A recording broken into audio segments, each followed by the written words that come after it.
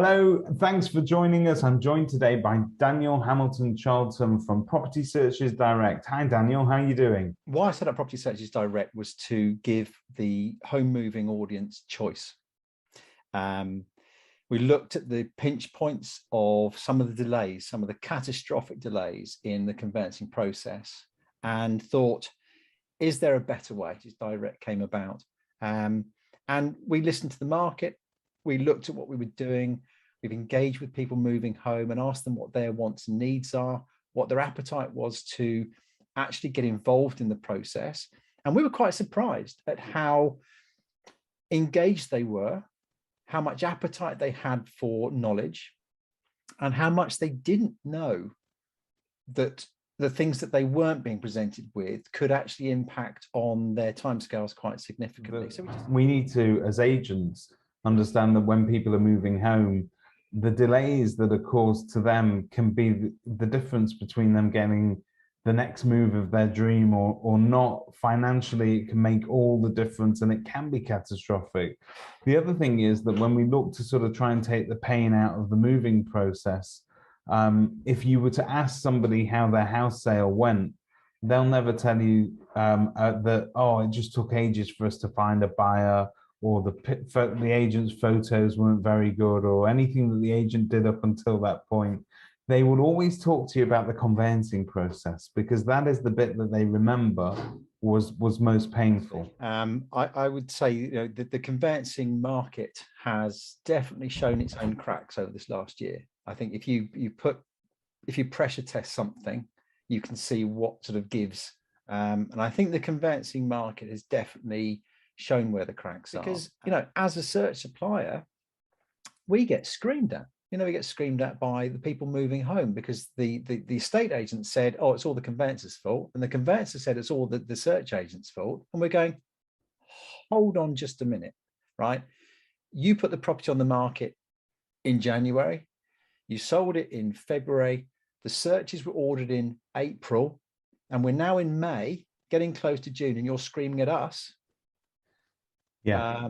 There's a limit, there's a limit to how much we can take. And that's probably why, well, it is one of the reasons why we said there has to be a better way, because we don't like being screamed at. And actually, when you explain the process to a client and say, had you been given the opportunity to know the impact that this would have on your transaction, had you been given the opportunity to make a difference, would you have done so? The answer is absolutely yes, I would. The fact that every transaction has a deadline, forget June, forget the SDLT deadlines. Every transaction has a deadline. Someone's moving for a reason. They're getting pregnant. So they're pregnant. They're getting married. They're divorcing. Someone's died. Their job relocation. Their new schools. Everyone's got a full deadline. gamut, isn't it? Yeah. Yeah. And when someone comes to you as an agent and says, the first thing you'd ask someone is, why are you moving? Why are you moving? Surely that's on everyone's agenda. Why are you moving? They'll come out with a reason. And that reason has some sort of time mark stamped into it that they, whether you believe it or not, are working to it. That everyone has an expectation of timescale. Why doesn't the conveyancer talk about the pitfalls sooner? Simply because if you ask a conveyancer how long is this going to take, they're going to say, there are so many third parties that we're reliant on, I couldn't possibly tell you. If it was just down to us, we'd have it done in X amount of time, but they can't. They're never, ever, ever going to commit to a timescale. They just won't. And the ones that do are literally hanging themselves out to dry when it doesn't get met, because you told me it would happen by now. So no conveyancer is ever going to do that. So we've got to look at the component parts that are controllable.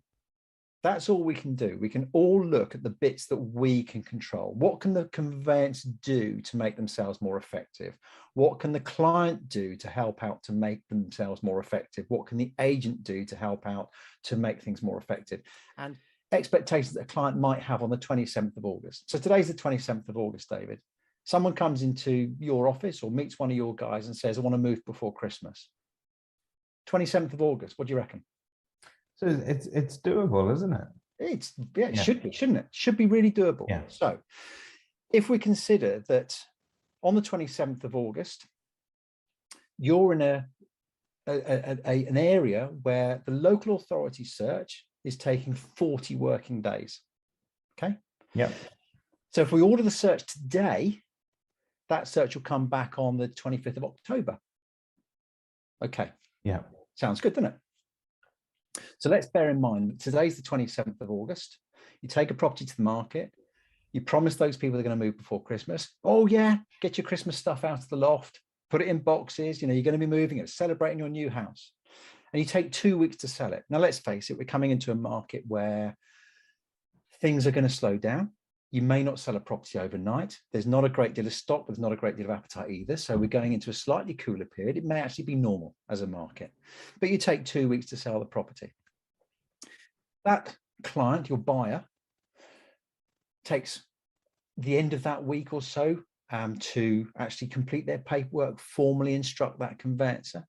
Now, the Conveyancing Association said that on average, a conveyancer won't order a local authority search until about 6.5 weeks into the transaction. Okay. So 6.5 weeks later, the searches are actually ordered. When do you think those searches come back? So, I'll tell you, 10th yeah. of January.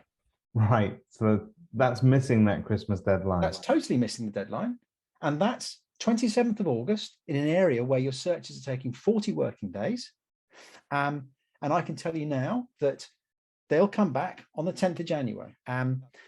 No one really thinks about what better looks like if what you do works. So when you look at the conveyancing process, it is a whole load of ticking boxes. And if you scream at a conveyancer and say, do it quicker, they will simply say, I've still got the same number of boxes to tick. How can I possibly do it quicker? So what we're saying is, well, why don't we just take a few of those boxes away? When a sale gets agreed, you're right. People tend to look at conveyancers at the point of need. I now need a solicitor. I should now put a name on a memorandum of sale, and I better go away and make sure they're instructed. And they assume that that process will be really quick. The minute they pick up the phone to conveyancer and the conveyancer says, yes, I'll act for you, and they put that name on the memorandum of sale, surely they can just act for me. Well, the reality is they can't.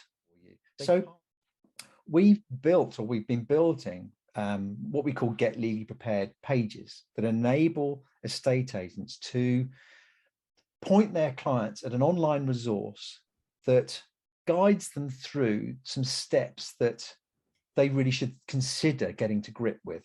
The first one is, of course, provide us with an ID/AML report. And as estate agents, that's an administrative burden. You've got to identify these people. You've probably got to fund some sort of solution. And we've just said, look, let the client go to a page that's all branded yours and let them buy an ID/AML reporting solution that they can do remotely. And the first thing you'll hear about them is a completed report in your secure dashboard. Fill out your protocol forms.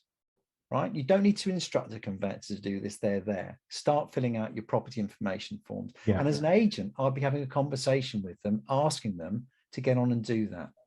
Why? There's information in there that's pertinent to me as your agent marketing it.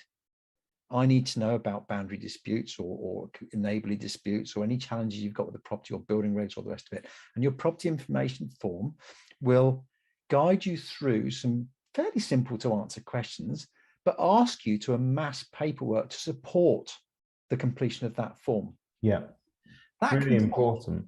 It is really important. It's vital to it. And people that don't understand how vital the completion of those protocol forms are really missing the point.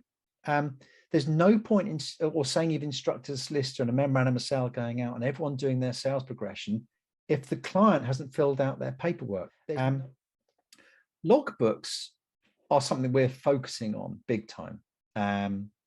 Logbooks are not only a great marketing opportunity, and I'll touch on that in a moment, but logbooks are a vital digital engaging environment for home owners or investors or anyone interested in property to collate all of their paperwork in a digital environment so that it's there for when they're thinking of selling. The great thing is there's 28 million properties in the UK, and all of them have been digitized. You as an estate agent can brand your logbook on all of your postcode areas. And then you can invite your market to go and claim their logbook.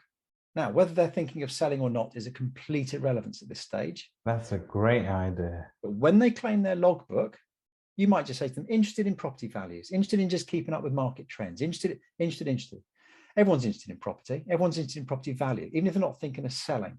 Yeah. But when they log into their logbook and claim it as an owner, it tells them when it was last transacted. The agent's details are there, and you can change the status to settled. It's your forever home. You could change the status to thinking of selling, Yeah. or actively selling, or doing it up. And that status then is shared with the estate agent. So they can look on their dashboard. They can look at all the claimed digital environments. They can see all the statuses that have been set. And of course, the client that's looking in the logbook who is thinking of selling, if they change their status of thinking of selling, first thing it says is, right, here's the agent. Do you want to come out and ask them to come out and value your property? And while you're about it, here are some things that you really should be thinking about getting to grips with. You should be thinking about delivering an IDAML report to this agent to tell them you're serious about selling. I love it. I love it. Show me where to sign. This is great. This is great. So where have you been all my life? Yeah, here. I love the concept of it. And I also love that it's more than just a sort of an online digital Google Drive you can shove things into, but it's also an active, it's a live document, isn't it? It's a live environment that they can get updates on their property. And if they are thinking of selling, then very quickly the agent is in that loop. And for a proactive agent to get hold of this concept of logbooks and start to market that to their town and their environment, I think it's superb. I mean, perhaps it didn't start out this way, but it becomes a prospecting opportunity really for an agent as well. That was the idea really behind it. We see your success as an agent as our success. If no one sells houses, no one's buying searches, right? But if we can provide marketing tools to progressive agents that want to drive change and want to take market share, then why on earth wouldn't we support that activity? And in areas where we talked about 30 plus working day council areas where we're saying, actually, if you left the process to the status quo, if you left it to the buyer's conveyancer, is a client coming to the market on the 27th of August going to move before Christmas? All right, left to the status quo, the answer is no in Worcester City Council, Wiltshire Council, West Oxfordshire, Waverley Borough, Tunbridge and Malling, Tewkesbury, Tamworth, Sunderland, Stafford, South Staffordshire, South Cambridgeshire, Salford City, Royal Borough, Greenwich, Rosendale Borough, Rochdale Metropolitan, Plymouth City, Northumberland City, North West Leicestershire, North Warwickshire, Newcastle upon Tyne, Mansfield District, London boroughs of Redbridge, Havering, Hackney, Camden, Barnet, Lichfield District, Lewes District, High Peak Borough, Gateshead Metropolitan, Forest of Dean, Flintshire County, Durham County, Dorset Councils, Weymouth, Portland Borough, West Dorset, Purbeck and North Dorset, Cotswold District, Central Bedfordshire, Cannock Chase, Cambridge City, Barnley Borough, Bridgend County, and Boston Borough Council. Wow, that sounded like the train line from hell. The best solutions benefit not only the agent or not only the homeowner, but everybody involved in the process. And I think that your view on things and your solution does indeed deliver value to everybody. So it's buyer, it's seller, it's even somebody that hasn't yet got around to thinking about selling their house, but you're getting them prepared for the process. So I think this is going to deliver an immense amount of value. And again, Daniel is looking for and interested in engaging with agents that are progressive, that have got a willingness to help pitch in and change attitudes in our industry.